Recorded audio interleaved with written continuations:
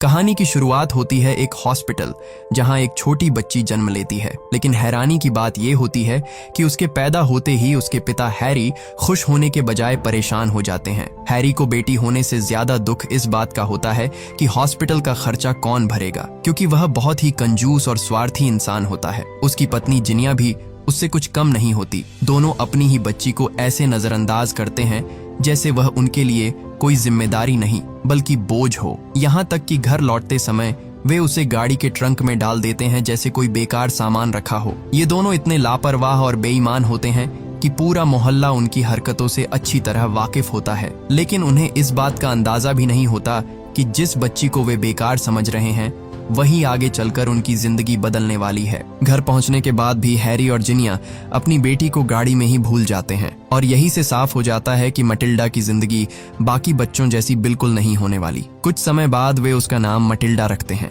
लेकिन ये कोई आम बच्ची नहीं थी। जहां बाकी बच्चे बोलना और चलना सीखते हैं, वही मटिल्डा कुछ ही दिनों में अपना नाम लिखना सीख जाती है। हैरी और जिनिया उसे प्यार देने के बजाय हर वक्त इग्नोर करते रहते हैं। जब मटिल्डा सिर्फ 2 साल की होती है तभी वह अपनी उम्र से कहीं ज्यादा समझदार बन चुकी होती है। वह खुद अपना ख्याल रखती है, खुद चीजें समझती है और अकेले घर में रहना भी सीख जाती है। हर सुबह उसका भाई माइकल स्कूल चला जाता है। हैरी अपने गैराज में लोगों को बेवकूफ बनाकर गाड़ियां बेचने निकल जाता है और जिनिया अपनी दोस्तों के साथ जुआ खेलने चली जाती है। घर में बचती है सिर्फ मटिल्डा, लेकिन अकेलेपन में रोने के बजाय वह उसी समय को अपनी आजादी बना लेती है। वह खुद अपना नाश्ता तैयार करती है और फिर घर में रखी मैगजीन पढ़ना शुरू कर देती है। धीरे धीरे किताबें और मैगजीन ही उसकी दुनिया बन जाती हैं। 4 साल की उम्र तक वह घर में मौजूद लगभग सारी मैगजीन पढ़ चुकी होती है, जबकि हैरानी की बात यह है कि अब तक उसे स्कूल भी नहीं भेजा गया था। एक दिन मटिल्डा अपने पिता हैरी के पास जाती है और उससे एक किताब मांगती है, लेकिन हैरी उसकी बात सुनकर साफ मना कर देता है। वह कहता है कि किताब की क्या जरूरत है जब घर में टीवी मौजूद है। मटिल्डा ये सुनकर दुखी हो जाती है। अगली सुबह जब घर के सभी लोग अपने अपने काम से बाहर चले जाते हैं तो मटिल्डा फोन डायरेक्टरी से लाइब्रेरी का पता निकालती है और फिर इतनी छोटी उम्र में भी वह अकेले ही लाइब्रेरी पहुंच जाती है। वहां उसकी मुलाकात लाइब्रेरियन मिसेस फेल्प्स से होती है।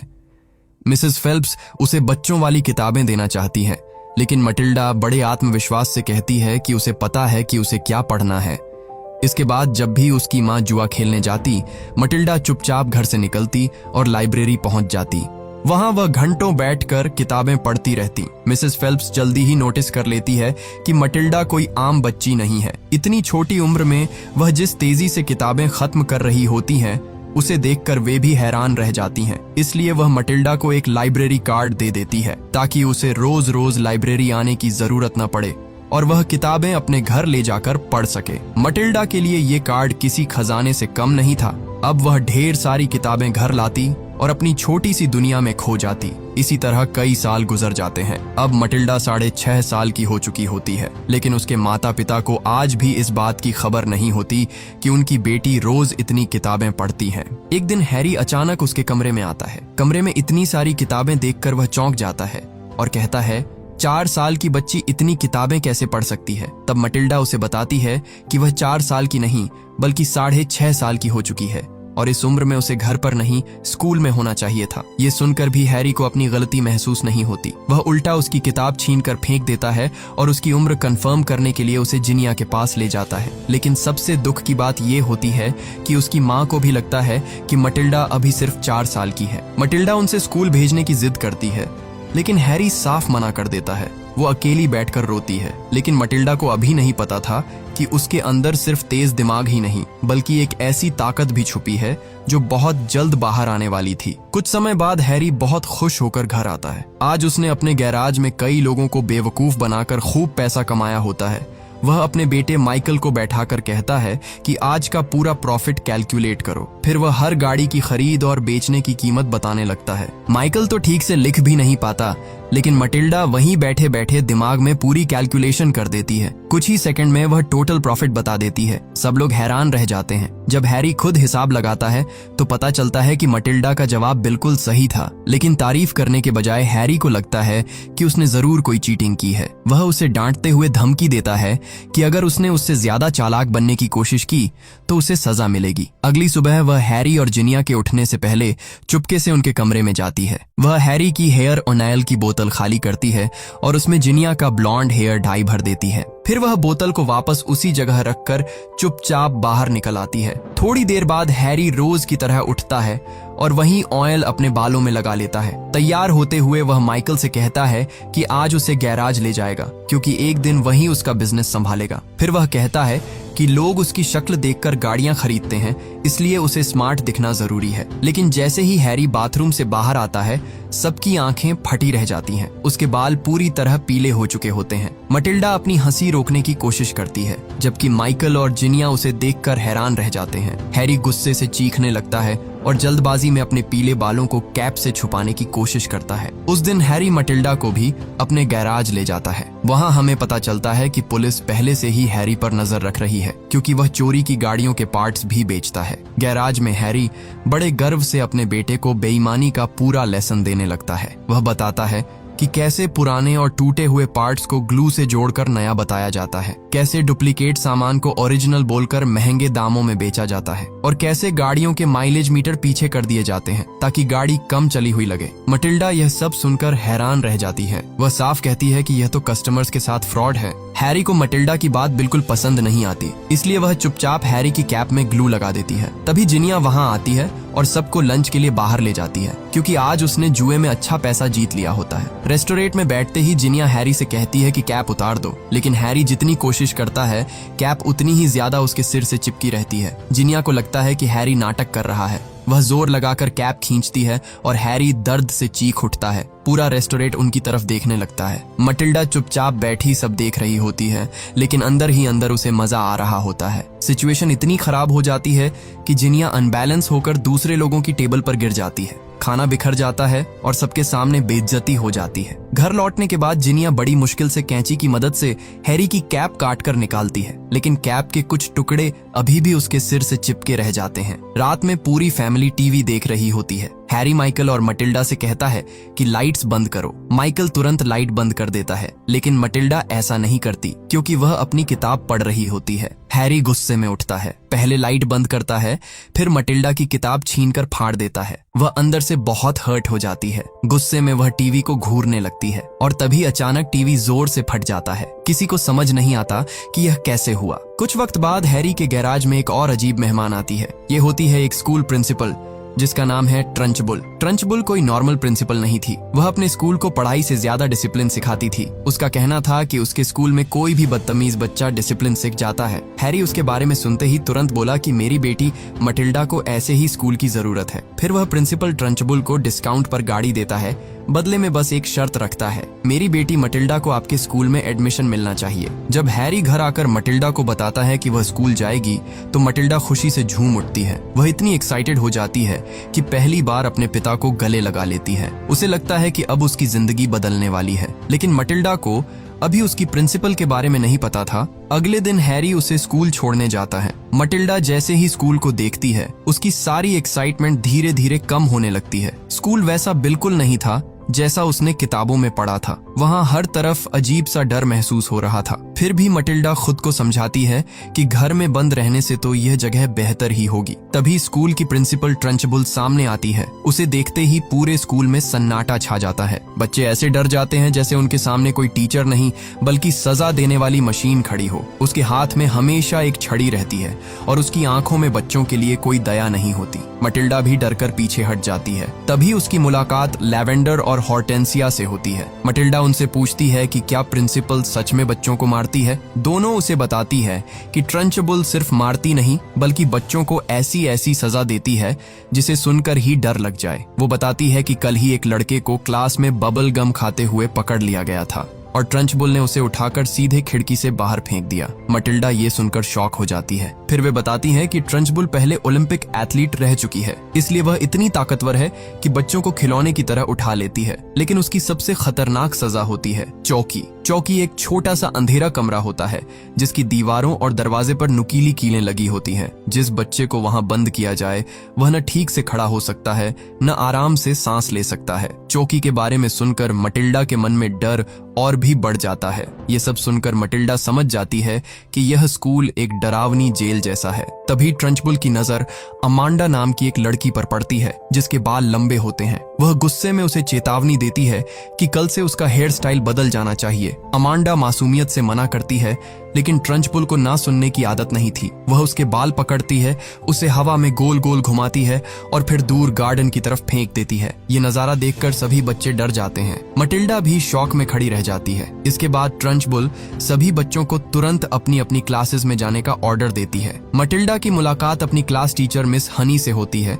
वह प्रिंसिपल ट्रंचबुल से बिल्कुल अलग थी। मिस हनी मटिल्डा का प्यार से वेलकम करती है और कहती है कि अगर उसे किसी सवाल का जवाब आता हो तो बिना डरे हाथ उठाना। क्लास शुरू होती है। मिस हनी बच्चों से मैथ्स के सवाल पूछती है। आसान सवालों के जवाब तो सभी बच्चे दे देते हैं, लेकिन जब वह एक मुश्किल सवाल पूछती है तो पूरी क्लास चुप हो जाती है। तभी मटिल्डा बिना घबराए सही जवाब दे देती है। जवाब बिल्कुल सही होता है।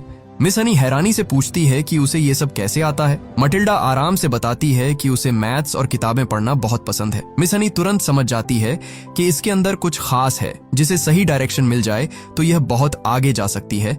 इसीलिए वह सीधे ट्रंचबुल के ऑफिस जाती है और उसे बताती है कि मटिल्डा बहुत इंटेलिजेंट है, उसे इस क्लास में नहीं बल्कि हायर क्लास में होना चाहिए। लेकिन ट्रंचबुल हर बात को गलत एंगल से देखती थी। उसे लगता है कि मिस हनी मटिल्डा से पीछा छुड़ाना चाहती है। वह गुस्से में कहती है कि अगर तुम उसे संभाल नहीं सकती तो मैं उसे चौकी में बंद कर दूंगी। मिस हनी समझ जाती है कि ट्रंचबुल से बात करना दीवार से बात करने जैसा है। वह उदास होकर वहां से बाहर आ जाती है। स्कूल के बाद मटिल्डा घर लौटती है। आज वह बहुत एक्साइटेड होती है। वह अपनी माँ को स्कूल के बारे में बताने की कोशिश करती है, लेकिन जिनिया हमेशा की तरह फोन पर अपनी फ्रेंड से बात करने में बिजी होती है। मटिल्डा फिर से चुप हो जाती है। रात को पूरी फैमिली टीवी देख रही होती है। तभी डोरबेल बजती है। हैरी दरवाजा खोलता है और बाहर मिस हनी खड़ी होती है। हैरी को तुरंत लगता है कि जरूर मटिल्डा ने स्कूल में कोई गलती की होगी। वह बिना कुछ सुने मटिल्डा पर चिल्लाने लगता है और उसे कमरे में जाने के लिए कहता है। फिर वह दरवाजा बंद करने लगता है क्योंकि उसे टीवी देखना ज्यादा जरूरी लगता है। लेकिन मिस हनी उसे रोकती है और साफ कहती है कि अगर टीवी तुम्हारी बेटी से ज्यादा इंपॉर्टेंट है तो तुम अच्छे फादर नहीं हो। हैरी मजबूरी में उन्हें अंदर आने देता है। मिस हनी मटिल्डा के पेरेंट्स को समझाती है कि उनकी बेटी कोई ऑर्डिनरी बच्ची नहीं है, वह बहुत जीनियस है। अगर उसे अच्छी एजुकेशन मिले तो वह कुछ ही सालों में कॉलेज लेवल तक पहुंच सकती है। जिनिया उल्टा मिस हनी का मजाक उड़ाती है और कहती है कि जिंदगी में पढ़ाई से ज्यादा खूबसूरती और स्टाइल काम आते हैं। हैरी भी कहता है कि कॉलेज से पढ़े लिखे लोग बस छोटी मोटी नौकरी करते हैं। मिस हनी कुछ ही देर में समझ जाती है कि ये फैमिली मटिल्डा को कुछ नहीं समझती। जाने से पहले मिस हनी मटिल्डा के लिए एक किताब छोड़ जाती है। मटिल्डा छुपकर सब देख रही होती है और उस दिन उसके दिल में मिस हनी के लिए एक अलग जगह बन जाती है। अब हम देखते हैं कि अगले दिन प्रिंसिपल ट्रंचबुल बहुत गुस्से में होती है। वह पूरे स्कूल के बच्चों को हॉल में जमा करती है। आज वह ब्रूस नाम के एक लड़के को सजा देने वाली होती है क्योंकि उसने प्रिंसिपल ट्रंचबुल का चॉकलेट केक खा लिया था। सजा सुनकर सभी बच्चे डर जाते हैं। ट्रंचबुल कहती है कि ब्रूस को पूरा केक खाना होगा। पहले तो ब्रूस मना करता है, लेकिन ट्रंचबुल के डर से वह मजबूर होकर खाने लगता है। हैरानी की बात यह होती है कि केक बहुत टेस्टी निकलता है। ब्रूस पूरा केक खत्म कर देता है। सभी बच्चों को लगता है कि अब सजा खत्म हो गई, लेकिन प्रिंसिपल ट्रंचबुल तुरंत और भी बड़ा केक मंगवाती है और ब्रूस को ऑर्डर देती है कि इसे भी पूरा खत्म करो। ब्रूस घबरा जाता है। उसका पेट पहले ही भर चुका होता है, लेकिन वह धीरे धीरे केक खाना शुरू करता है। कुछ देर बाद उसकी हालत खराब होने लगती है। वह थक जाता है और ऐसा लगता है कि वह अब और नहीं खा पाएगा। तभी मटिल्डा आगे बढ़ती है। वह ब्रूस को हिम्मत देती है। धीरे धीरे पूरी क्लास भी उसके साथ ब्रूस को चीयर करने लगती है। बच्चों की आवाज सुनकर ब्रूस के अंदर फिर से ताकत आ जाती है।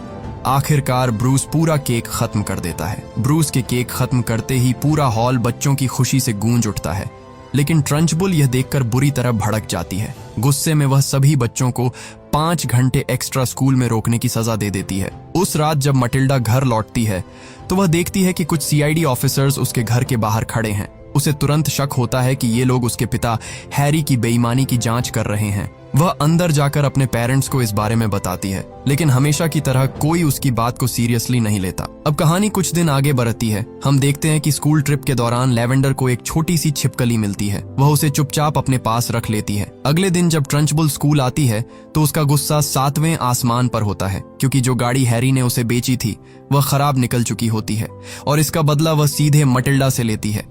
बिना किसी गलती के वह मटिल्डा को चौकी में बंद कर देती है।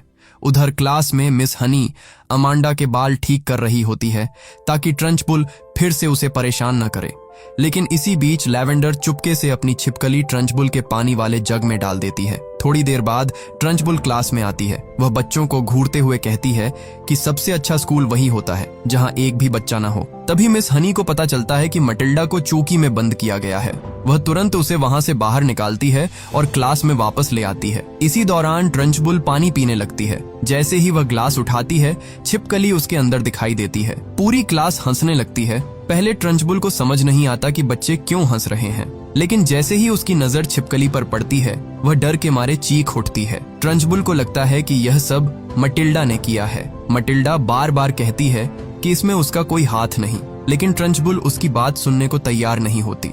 वह गुस्से में कहती है कि मैं तुम्हें फिर भी सजा दूंगी। यही बात मटिल्डा को अंदर तक चुभ जाती है। उसके चेहरे पर डर की जगह गुस्सा आ जाता है। वह चुपचाप ग्लास को घूरने लगती है। अचानक ग्लास अपने आप हिलने लगता है। पूरी क्लास हैरान रह जाती है। अगले ही पल ग्लास गिर जाता है और छिपकली सीधे ट्रंचबुल के ऊपर जा गिरती है। ट्रंचबुल डर के मारे चीखने लगती है और बच्चे अपनी हंसी रोक नहीं पाते। किसी तरह वह छिपकली को दूर फेंकती है और मटिल्डा को धमकी देते हुए क्लास से बाहर चली जाती है। मटिल्डा को पहली बार एहसास होता है कि उसके अंदर कोई अजीब लेकिन खास ताकत मौजूद है। क्लास के बाद वह मिस हनी को सब बताती है।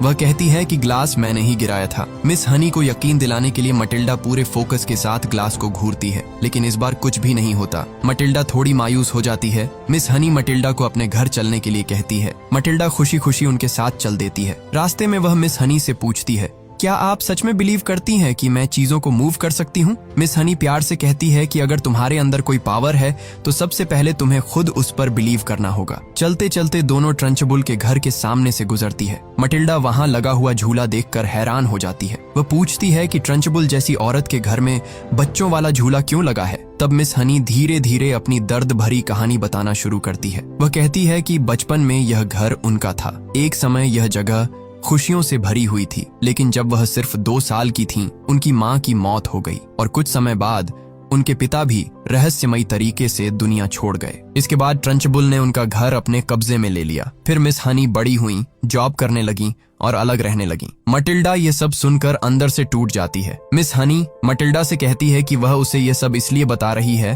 क्योंकि वह जानती है कि मटिल्डा की फैमिली भी उसकी कदर नहीं करती। वापसी में जब दोनों ट्रंचबुल के घर के पास से गुजरती है तो वे देखती हैं कि ट्रंचबुल अपने एक्सरसाइज टूल्स गाड़ी में रख रही है। तभी वहां एक ब्लैक कैट आ जाती है और उस बिल्ली को देखते ही ट्रंचबुल, जो बच्चों को हवा में उछाल देती थी, खुद डर के मारे पीछे हट जाती है। मटिल्डा ये देखकर हैरान रह जाती है। उसे समझ आता है कि ट्रंचबुल जितनी खतरनाक दिखती है, अंदर से उतनी डरपोक है। कुछ देर बाद ट्रंचबुल अपनी कार लेकर ट्रेनिंग के लिए निकल जाती है। मटिल्डा मिस हनी से कहती है कि चलिए अंदर चलते हैं और आपकी चीजें वापस ले आते हैं। मिस हनी उसे रोकने की कोशिश करती है, लेकिन मटिल्डा पहले ही ट्रंचबुल के घर की तरफ भाग जाती है। मजबूरी में मिस हनी को भी उसके पीछे जाना पड़ता है। दोनों चुपके से घर के अंदर घुसती है। अंदर कदम रखते ही मिस हनी की आंखें भर आती हैं। उन्हें अपने पिता का चॉकलेट बॉक्स दिखता है। इसके बाद दोनों ऊपर जाती है। वहाँ मिस हनी अपना पुराना रूम देखती है। कमरे में उन्हें अपने फादर की फोटो भी मिलती है। मटिल्डा उस फोटो को देखती है और उसके मन में शक पैदा होता है। उसे लगता है कि कहीं ट्रंचबुल ने ही मिस हनी के फादर को रास्ते से तो नहीं हटाया ताकि वह इस पूरे घर पर कब्जा कर सके। लेकिन तभी हम देखते हैं कि ट्रंचबुल की कार रास्ते में ही खराब हो जाती है और वह गुस्से में वापस घर लौटने लगती है। मटिल्डा और मिस हनी अभी घर के अंदर ही होती है कि अचानक नीचे से ट्रंचबुल की आवाज सुनाई देती है। वह फोन पर हैरी को गालियां दे रही होती है क्योंकि उसने उसे खराब कार बेची थी। दोनों के होश उड़ जाते हैं। तभी ट्रंचबुल घर के अंदर आती है और उसकी नजर चॉकलेट बॉक्स पर पड़ती है। वह अपनी जगह से थोड़ा हिला हुआ होता है। ट्रंचबुल तुरंत समझ जाती है कि घर में कोई आया है। मिस हनी और मटिल्डा बुरी तरह घबरा जाती है। मिस हनी फौरन मटिल्डा से कहती है कि किचन के डोर से बाहर निकल जाओ। मटिल्डा धीरे धीरे किचन की तरफ भागती है, लेकिन ट्रंचबुल को भी कुछ शक हो जाता है और वह उसी तरफ बढ़ने लगती है। ऊपर से मिस हनी यह सब देख रही होती है। मटिल्डा को बचाने के लिए वह जानबूझकर आवाज करती है ताकि ट्रंचबुल का ध्यान उसकी तरफ चला जाए, लेकिन उसी वक्त मटिल्डा से भी किचन में हल्की सी आवाज हो जाती है। ट्रंचबुल धीरे धीरे किचन की तरफ बढ़ती है। मटिल्डा बाहर जाने वाला डोर खोलने की कोशिश करती है, लेकिन डोर लॉक्ड होता है। उसके पास छुपने के अलावा कोई रास्ता नहीं बचता। ट्रंचबुल किचन में आती है, हर तरफ नजर दौड़ाती है, लेकिन उसे कोई दिखाई नहीं देता। फिर उसे लगता है कि शायद कोई टेबल टेबल के नीचे छुपा है। वह झुककर टेबल के नीचे देखने वाली होती है। मटिल्डा की सांसें रुक जाती हैं, लेकिन आखिरी सेकंड में मटिल्डा अपनी पावर का यूज करके स्मार्टली टेबल के ऊपर चिपक जाती है। ट्रंचबुल नीचे देखती है,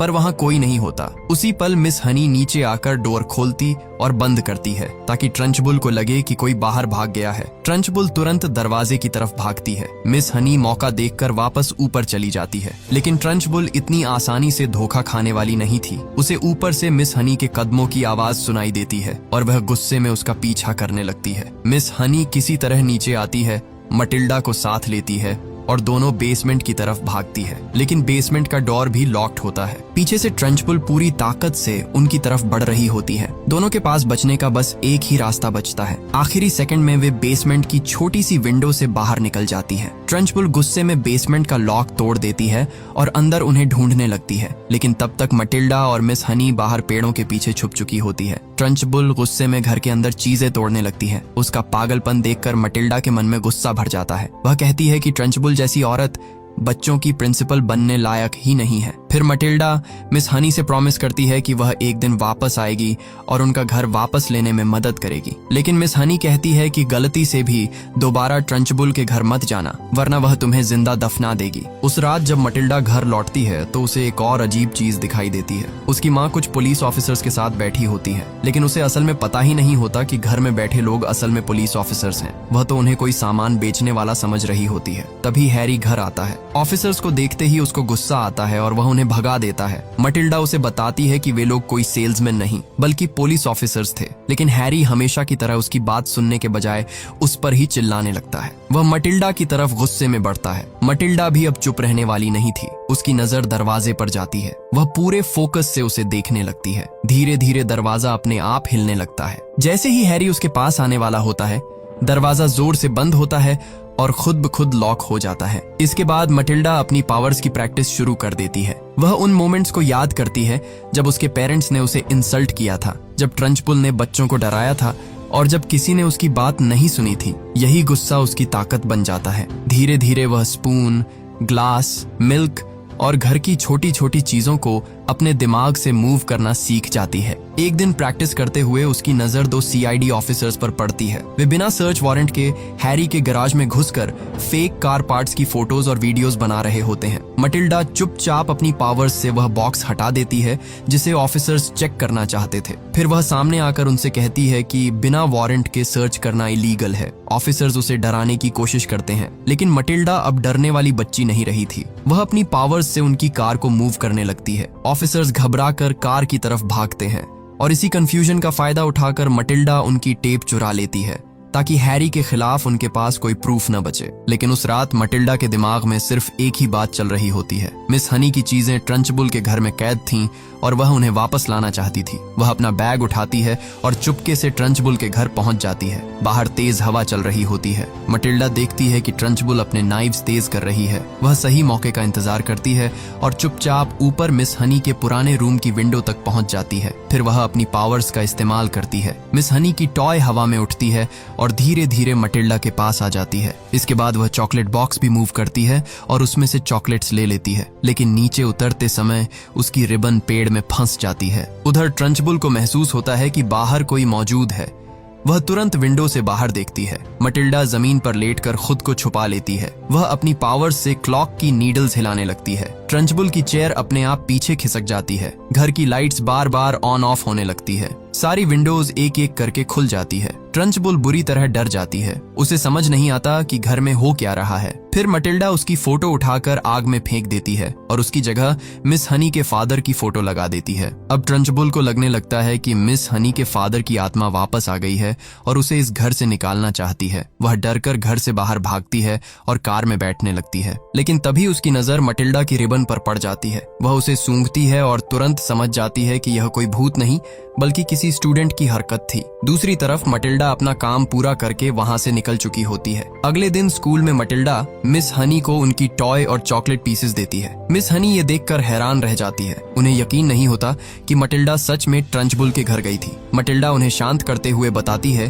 कि वह घर के अंदर नहीं गई थी। वह गैराज की छत पर चढ़ी थी और अपनी पावर से सारी चीजें बाहर निकाल लाई। मिस हनी को फिर भी यकीन नहीं होता। तब मटिल्डा क्लास की चीजों को अपने दिमाग से मूव करके दिखाती है। अब मिस हनी को समझ आ जाता है कि मटिल्डा के पास सच में सुपरनैचुरल पावर्स है। लेकिन तभी ट्रंचबुल गुस्से में क्लास में एंटर करती है। वह अनाउंस करती है कि आज वह खुद मिस हनी की क्लास को पढ़ाएगी। वह सभी स्टूडेंट्स को अपने सामने खड़ा होने का ऑर्डर देती है। फिर बताती है कि कल रात कोई उसके घर आया था और वहाँ उसे एक रिबन मिली है। ट्रंचबुल को पूरा यकीन होता है कि यह काम मटिल्डा का है। वह गुस्से में मटिल्डा की गर्दन पकड़ लेती है। क्लास में डर फैल जाता है, लेकिन मटिल्डा चुपचाप चौक को कंट्रोल करती है। चौक हवा में उठती है और ब्लैक बोर्ड पर अपने आप लिखना शुरू कर देती है। बोर्ड पर वर्ड्स ऐसे लिखे जाते हैं जैसे मिस हनी के फादर खुद ट्रंचबुल से बात कर रहे हों। मैसेज में लिखा होता है कि मिस हनी का घर और पैसा वापस करो और इस शहर से हमेशा के लिए चली जाओ, वरना तुम्हारा अंजाम भी मेरे जैसा होगा। ये पढ़ते ही ट्रंचबुल के चेहरे का रंग उड़ जाता है। फिर मटिल्डा चौक को हवा में घुमाकर ट्रंचबुल पर अटैक करती है। पूरी क्लास हंसने लगती है। ट्रंचबुल डर और गुस्से में बेहोश हो जाती है, लेकिन जैसे ही बच्चे उसके पास आते हैं वह अचानक उठती है और एक बच्चे को पकड़कर विंडो से बाहर फेंक देती है। मटिल्डा तुरंत अपनी पावर्स यूज करती है। वह बच्चे को हवा में ही रोक लेती है और फिर उसे सेफली ट्रंचबुल के ऊपर गिरा देती है। अब बच्चों का डर टूट चुका था। ट्रंचबुल शॉक में होती है। आखिरकार वह अपनी कार में बैठती है और स्कूल छोड़कर भाग जाती है। उस दिन के बाद ट्रंचबुल कभी वापस नहीं आती। इस तरह मटिल्डा ने अपनी पावर्स का इस्तेमाल रिवेंज के लिए नहीं बल्कि जस्टिस के लिए किया। इसके बाद मिस हनी को उनका घर वापस मिल जाता है। मटिल्डा अक्सर उनके घर जाने लगती है, लेकिन एक दिन अचानक जिनिया उसे लेने आती है। पुलिस अब हैरी को ढूंढ रही होती है और पूरी फैमिली कंट्री छोड़कर भागने वाली होती है। मटिल्डा बिल्कुल नहीं चाहती कि वह मिस हनी को छोड़कर जाए। हैरी उसे ताना मारता है कि मिस हनी को तुम जैसी बदतमीज बच्ची नहीं चाहिए, लेकिन मिस हनी तुरंत आगे आकर कहती है कि मटिल्डा बहुत इंटेलिजेंट बच्ची है और वह उससे बहुत प्यार करती है। यह सुनकर मटिल्डा इमोशनल हो जाती है। वह मिस हनी से पूछती है कि क्या आप मुझे अडॉप्ट करेगी। सरप्राइज की बात यह होती है कि मटिल्डा ने अडॉप्शन पेपर्स पहले से तैयार कर रखे थे। वह अपने पेरेंट्स से कहती है कि वे पेपर्स पर साइन कर दें। जिनिया पहली बार थोड़ा इमोशनल होती है। आखिरकार वह पेपर्स पर साइन कर देती है। हैरी भी जल्दी में होता है, इसलिए बिना ज्यादा सोचे साइन कर देता है। वह मिस हनी से साफ कहता है कि वह मटिल्डा का खर्चा नहीं देगा। इसके बाद हैरी और जिनिया वहां से चले जाते हैं और उसी दिन से मटिल्डा की जिंदगी पूरी तरह बदल जाती है। मिस हनी स्कूल की नई प्रिंसिपल बन जाती है और इसी के साथ ये कहानी खत्म हो जाती है। हमारे साथ हमेशा ऐसे ही जुड़े रहने के लिए आप हमारे चैनल थियोगी को सब्सक्राइब कर लीजिए। जल्द मिलेंगे अगले वीडियो में।